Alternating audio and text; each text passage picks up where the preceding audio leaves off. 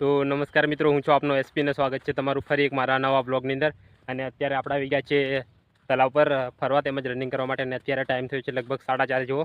અને મસ્ત એવું વાતાવરણ બન્યું છે કારણ કે વરસાદી બધો માહોલ બની ગયેલો છે.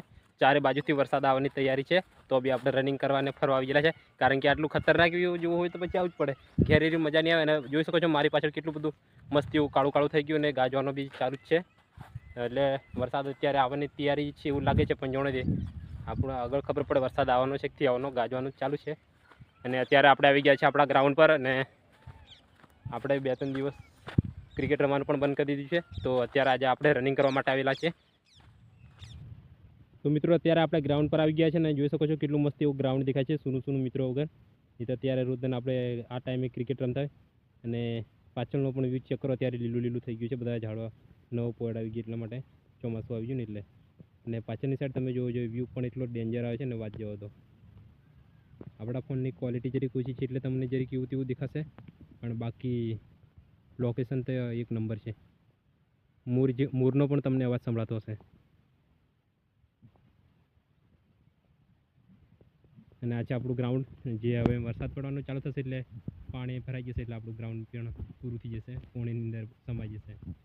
જોઈ શકો છો તમે, આ છે આપણું ગ્રાઉન્ડ. તૈયાર રહીને આખું ગ્રાઉન્ડ કેપ્ચર થઈ જાય છે આપણા ફોનની અંદર.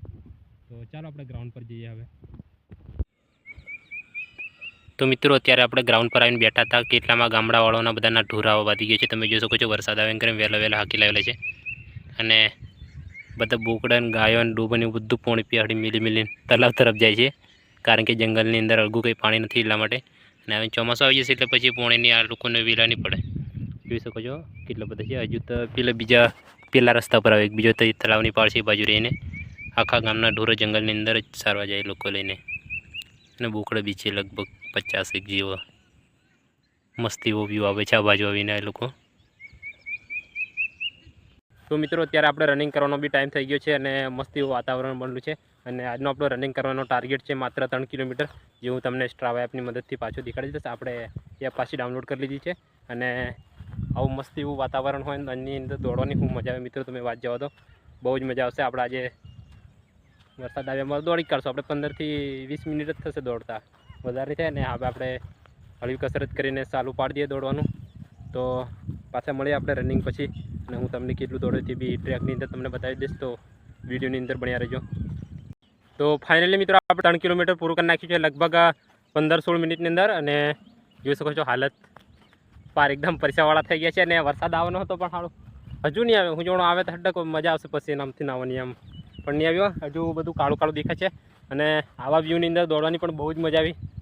મસ્ત દિવસ બની ગયો આજે મિત્રો, બધો થાક ઉતરી ગયો રનિંગ કર્યા પછી. અને જોઈ શકો છો હાલત કેટલી ખરાબ થઈ ગઈ. 3 કિલોમીટર દોડ્યા તો બી કંઈ વાંધો નહીં, પણ મજા આવી. અને અત્યારે ઠંડી ઠંડી વાયરી આવી એટલે આપણે પલ્લરલા છે એટલે મસ્ત એવો આનંદ આપે છે, હવા ટાળો ટાળો. અને મારી વ્યાહનું બધું લોકેશન તો તમે જો એકદમ કાળું કાળું થઈ ગયું છે. અને વાવાઝોડું અથવા વરસાદ આવી જાય તો સારી વાત છે. અને આજે આપણે લુક બી ચેન્જ કરી નાખ્યો છે, વાળા બધા કપાઈ કાઢે છે, એકદમ ઝીણા ઝીણા કરાઈ કાઢે છે. અને આપણા બ્લોગને આપણે અહીં પૂરો કરશું.